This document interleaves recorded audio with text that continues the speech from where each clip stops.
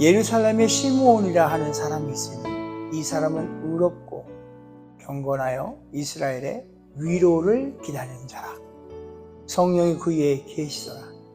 그가 주의 그리스도를 보기 전에는 죽지 아니하리라 하는 성령의 지시를 받았더니 성령의 감동으로 성전에 들어가매 마침 부모가 율법의 관례대로 행하고자 하여 그 아기 예수를 데리고 오는지라. 시므온이 아기를 안고 하나님을 찬송하여 이르되, 주제여, 이제는 말씀하신 대로 종을 평안히 놓아주시는도다. 내 눈이 주의 구원을 보았나이다. 이는 만민 앞에 예비하신 것이요 이방을 비추는 빛이요 주의 백성 이스라엘의 영광이니이다 하니. 아멘. 아멘. 이스라엘 백성들이 출애굽을 합니다. 여러분 다 알고 있죠, 그죠? 이스라엘 백성들이 출애굽을 한 이후에 이제 가나안을 정복을 하고, 가나안 정복을 거쳐서 그 다음에 사사들의 그 지도 아래서 가나안 지역에서 정착하며 살아갑니다. 그 사도들의 이렇게 지도 아래 살아갔던 이스라엘 백성들은 다른 주변의 열방들처럼 왕을 하나님께, 사사 대신에 왕을 하나님께 구하게 되는데요. 하나님께서는 이스라엘 백성들이 그 원하는 대로, 그들이 구하는 대로 왕을 허락하십니다. 마지막 사사였던 사무엘을 통하여 사울 왕을 세우게 되고 그야말로 왕정 정치를 출발을 합니다. 그러면서 사울 왕을 이어서 이제 다윗 왕이 등극을 하게 되고요. 다윗 왕 때, 정말 다윗 왕 때 그야말로 태평성대를 이룹니다. 다윗 왕의 그 통치, 그 아래에서 이제 단단한 이스라엘이 이제 이렇게 세워져 나갈 때 솔로몬 왕에 의해서 정말 주변에 있는 모든 열방 앞에서 가장 든든히 서간 최고의 절정의 시간을 보내다가 솔로몬이 죽어요. 그러니까 죽은 후에 이스라엘은 딱 두 동강이게 납니다. 그죠? 북이스라엘과 남유다로 이렇게 나눠지게 돼요. 그리고선 북이스라엘은 우상숭배에 빠져요. 막 그러면서 하나님의 그 진노에 아수르에 의해서 멸망하게 됩니다. 그러고 있다가 또 북이스라엘의 그 멸망, 그 처참한 멸망에 대해서 다 알고 있어도 그 전례가 있음에도 불구하고 남유다 사람들마저도 하나님으로부터 등을 돌리더니 바벨론에 의해서 무너지게 됩니다. 그래서 바벨론으로 모든 사람들이 이제 막 이렇게 잡혀가게 돼요. 북이스라엘 사람들은 강제로 여기저기로 이주하게 되고 또 그 위에 남유다 사람들은 바벨론의 포로로 끌려가게 돼요. 이러한 어떤 과정들을 거쳐가면서 BC 63년경 결국에는 메데와 바사, 저희 말하는 우리 페르시아에 의해서 속국이 됩니다. 이스라엘이. 마침내 BC 63년 이후에 딱 그쯤에 페르시아의 속국이었던 이 이스라엘이 로마의 식민지가 되고 맙니다.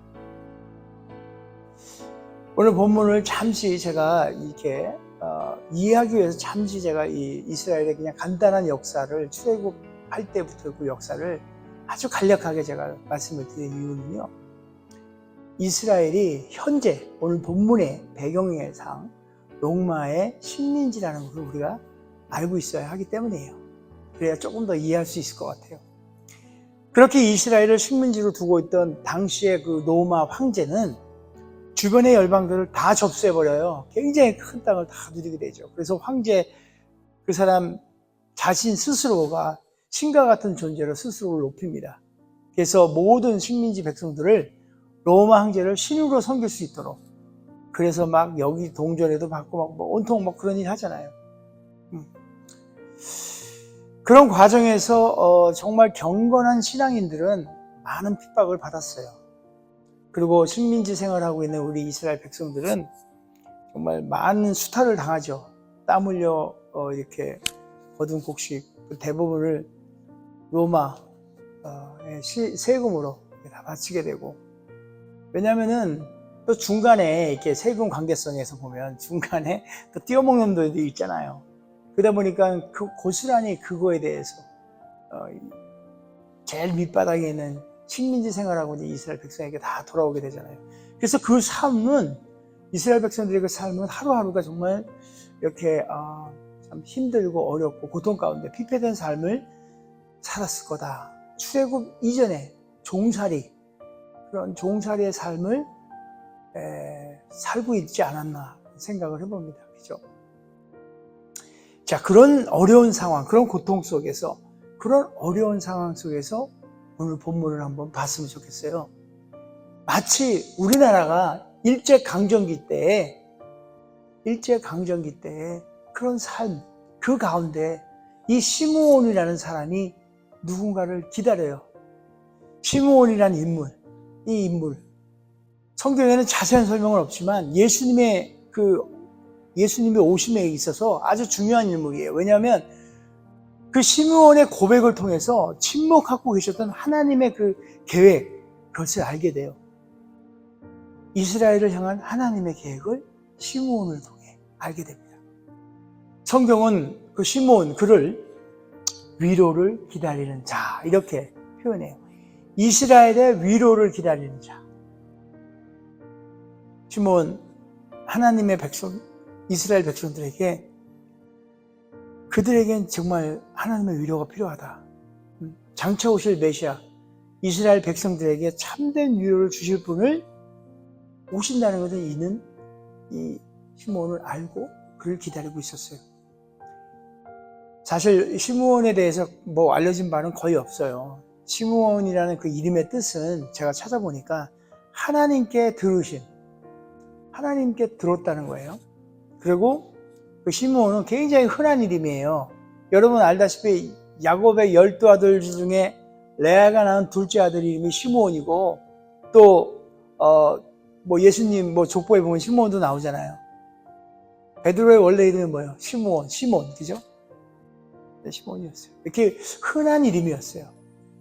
그런데 오늘 본문에 있는 그 시므온은 유대인들 가운데 좀 나이가 좀 있고요, 경건하고 명망이 높았던 사람으로 보여집니다. 그런 사람이 주님을 기다리고 있었어요. 성경에 기록된 대로 시므온은 평생을 의롭고 경건하게 살았던 그런 사람인 것 같아요. 본문에 그렇게 써 있잖아요. 25절에 의롭고 경건하여, 그죠? 의롭다는 말을 원문을 보니까요, 디카이오스 이렇게 쓰여져 있어요. 여러분 다 알고 있죠?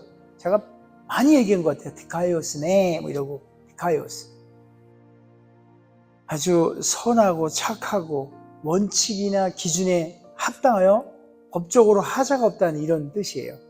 다시 말하면 시므온은 그러니까 하나님의 기준에, 그러니까 시므온을 의롭다고 얘기한 것을 하나님의 기준에 합당한 생활을 하고 있는 사람, 그런 사람이 시므온이었다는 거예요. 그리고 이어서 경건하여 이렇게 되어 있는데요, 이것도 원문에는 율라베스라고 그래가지고, 이 말은 누가만 사용했던 말이에요.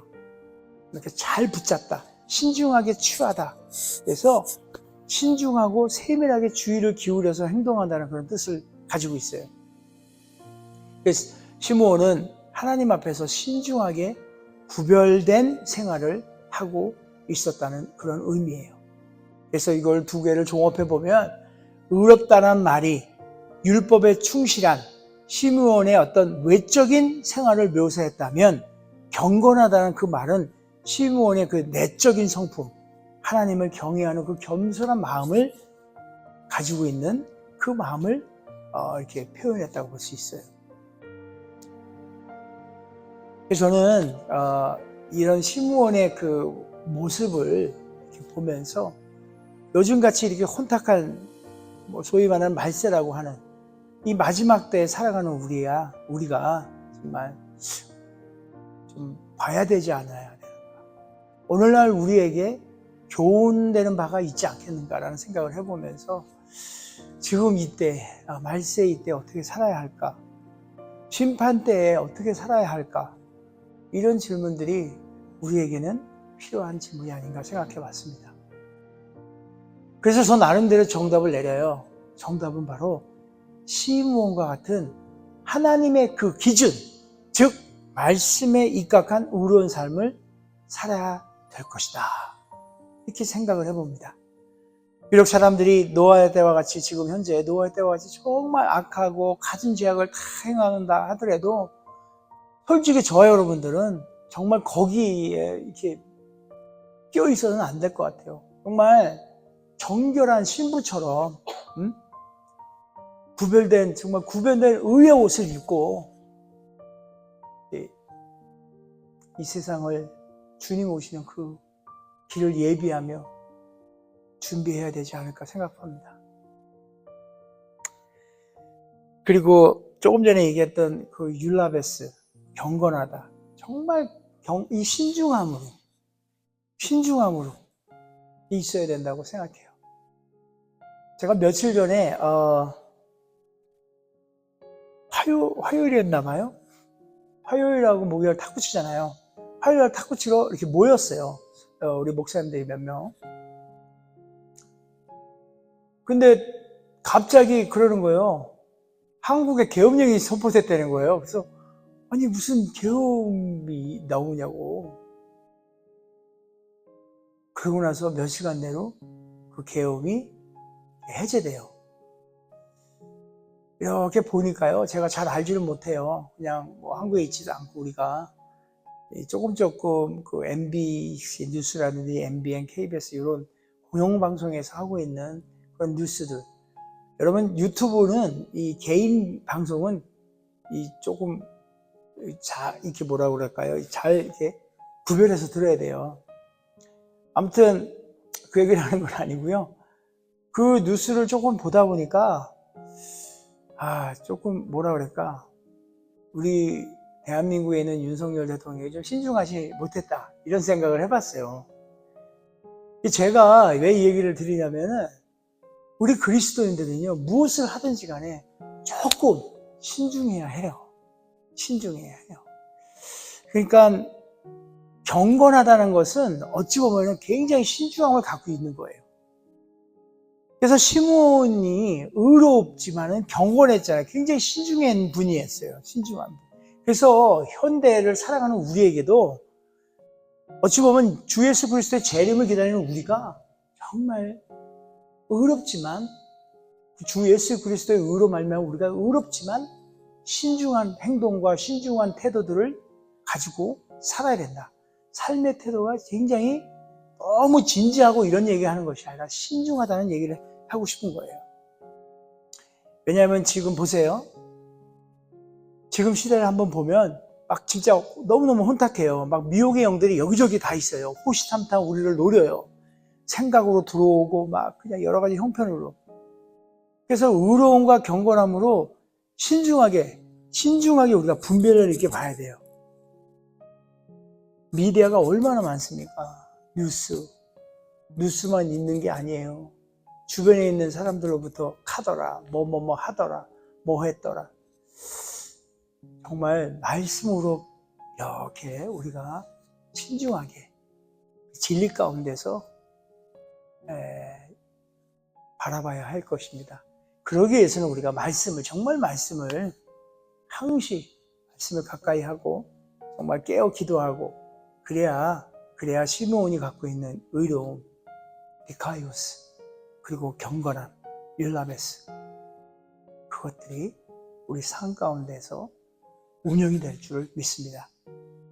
아무튼 로마의 식민지 생활은 이스라엘 백성들에게는 애굽의 종살이와 같이 정말 어렵고 힘들고 고통의 삶이었어요. 그런 삶을 살아가는 하나님의 백성, 그런 백성들은 하나님은 그냥 내버려 두지 않으십니다. 하나님께서는 저와 여러분을 정말 어떠한 형편의 어려운 가운데 있기를 원치 않으세요. 그런 삶보다 기쁨의 삶을 살기를 원하십니다. 믿으시기 바랍니다. 이사야서 49장 13절에 이런 말씀이 있어요. 하늘이여 노래하라, 땅이여 기뻐하라, 산들이여 즐거워 노래하라. 여호와께서 그의 백성을 위로하셨은즉 그의 고난당한 자를 긍휼히 여길 것이며. 그러니까 고난과 이렇게 역경 가운데 있는 그 백성들을 위로하는데 온 천지를 통해 선포합니다. 노래하라, 기뻐하라, 즐거워하라. 그의 백성을 위로하라. 이렇게. 그래요. 하나님께서는 고난당하는 백성들을 내버려 두지 아니하시고요. 그들을 위로하시고 긍휼히 여겨주시는 거예요.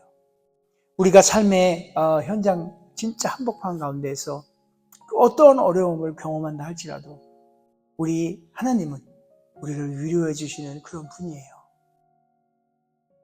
여러분, 어떤 환난 중에도 우리를 위로해 주시는 그 주님을 옆에 계시다고 믿으시고 그 주님을 바라보고 날마다 그것이 감사하여 어려움, 환경, 불편함, 그 고난 등을 보는 것이 아니라 위로하고 계시는 우리 주님을 바라보면 날마다 감사, 찬송이 흘러넘치기를 정말 바라요. 내가 감당하기 어려운 정말 그 힘든 그런 환경 가운데 환난 중에도 찬송을 할 수 있는 이유는 바로 위로의 하나님이 우리와 함께 하시기에, 그래서 우리는 그 환난을 넉넉하게 이겨내고 기뻐 찬송할 수 있는 줄 믿습니다. 위로라 함은 아픔과 고통 가운데 있는 자에게 다가가서 그냥 곁에 함께 있어주는 거예요. 여러분, 고통하면 생각나는 사람 하나 있나요? 저는 욥이 생각납니다. 욥의 고통. 욥기 2장 13절의 말씀을 보면요, 밤낮 7일 동안 그와 함께 땅에 앉았으나 욥의 고통이 심함을 보므로 그에게 한마디도 말하는 적 없더라. 여러분, 정말 명심하시기 바랍니다. 욥기를 봐서 정말 알지만은요, 냉철한 어떤 욥기의 친구들이 막 다 얘기하잖아요. 그 냉철한 판단, 이런 것들 통해서 우리는 그 위로할 수 없어요. 진정한 위로는요, 아주 차가운 머리, 냉철한 어떤 판단력을 갖고 이건 이거고 저건 저거고 이런 것들이 아니고, 또 마음에도 없는 여러 가지 말들, 이런 거, 말도 안 되는 마음에도 없는 말들, 이런 거 위로가 안 되는 거예요. 정말 오직 따뜻한 마음에서 비롯되는 것이 위로인 거예요. 그래, 우리 한번 잠깐 내 주변을 한번 둘러보세요. 이렇게. 너무 한 사람만 집중해서 보면 좀 곤란합니다. 한번 머릿속으로 생각해 보세요. 내 주변에 있는 사람들, 혹시 위로가 필요한 분들 안 계실까? 만약 여러분 생각 속에 그런 분들이 떠오른다면 그분과 함께 하세요. 그런데 뭔가 막 그분을 위해서 뭔가 하려고 막 그러지 마세요. 그럴 필요 없습니다. 그냥 묵묵히 바라봐주고요, 마음으로 응원해주고요, 그리고 가능하면 그분이 어려워하는 것들을 들어주세요. 고통을 그냥 들어만 주세요. 할 수 있으면 만나서 듣겠지만은 손도 이렇게 잡아주고 그냥 들어주세요. 그러면 성령 하나님께서 함께 들으셔요. 그 성령 하나님께서 세상이 줄 수 없는 그 참된 위로와 평안을 그들에게, 우리를 통하여 허락해 주실 거예요. 이사야서 40장 1절에 하나님께서는 이렇게 말씀하셔요. 너희 하나님이 이르시되, 하나님께서 우리에게 말하는 거예요. 말씀하고 계세요. 너희는 위로하라. 내 백성을 위로하라. 하나님은 택함을 받은 주의 자녀들이 어려운 가운데 있기를 원치 않고요, 오히려 우리가 위로자가 되어서 그 어려운 사람들에게 다가가 위로를 하라고 지금 명령하시는 거예요. 어려운 사람, 가난한 사람, 병든 사람, 고독한 사람, 상처 입은 사람에게 다가가 위로자가 되라고 말씀하시는 거예요. 그야말로 참된 위로만이 황폐해져 버린 물 한 방울 없는 진짜 사막이 생명수 넘치는 오아시스로 변하게 될 줄 믿습니다. 참된 위로가 있는 곳에 미움과 질투, 원망, 불평 이런 모든 것들은 사라질 줄 믿어요. 참된 위로가 있는 곳에 용서와 사랑이 넘치게 될 줄 믿습니다. 참된 위로가 있는 가정이 평안과 행복이 넘치고요. 참된 위로가 있는 교회가 진정한 부흥이 일어날 줄 믿습니다. 우리 교회가 그렇게 되길 바라요. 이제 우리 대림전을 이제 보내고 있어요. 주변에 내 위로가 필요한 그런 사람 한번 찾아보세요. 그래서 위로를 할 수 있으면 좋겠어요. 위로라는 것은 정말 누구나 할 수 있는 하나님이 주신 축복의 선물이에요. 따뜻한 사랑의 전화 한 통. 어찌 보면 위로가 담긴, 요즘 카톡 많이 하잖아요. 카톡에다가 위로가 담긴 그 격려의 까똑. 그 위로가 담긴 카톡이 한 사람의 그 어떤 인생의 절망으로부터 소망으로, 그죠? 슬픔 가운데 있는 것들을 슬픔이 변화 기쁨이 될 수 있는 그 역사를 우리가 위로할 때 성령 하나님께서 함께 역사하는 겁니다. 시몬은 진짜 진정한 위로가 필요한 시대에 영원한 위로자가 되시는 예수님을 기다리고 있었어요. 마침내 아기 예수님을 이렇게 가슴에 안고 영광과 찬송을 하나님 앞에 올려드리잖아요. 그것이 진정한, 어찌 보면은 정말 가장 그 어렵고 환난과 정말 식민지 생활 속에서 어려움 가운데 생활할 수밖에 없고, 그 어려움은 뭐 사실 힘들잖아요. 그 가운데에도 진정한 행복을 누릴 수 있었던 부분이 바로 그 위로자 되시는 예수님을 기다리며 마음에 탁 품고, 그죠? 그것이 진정한 행복을 가져다 주는 게 아닌가 한번 생각을 해봅니다. 예수님을 이제 기다리는 대림절을 지나가고 있는데, 우리의 영원한 위로자가 되시는 예수님을 우리가 지금 기다리고 있는데, 이때에, 이런 때에, 위로의 예수님을 기다리는 이때에 그런 주님을 기다리면서 예수님의 위로를 내 이웃에게 이렇게 나눠주며,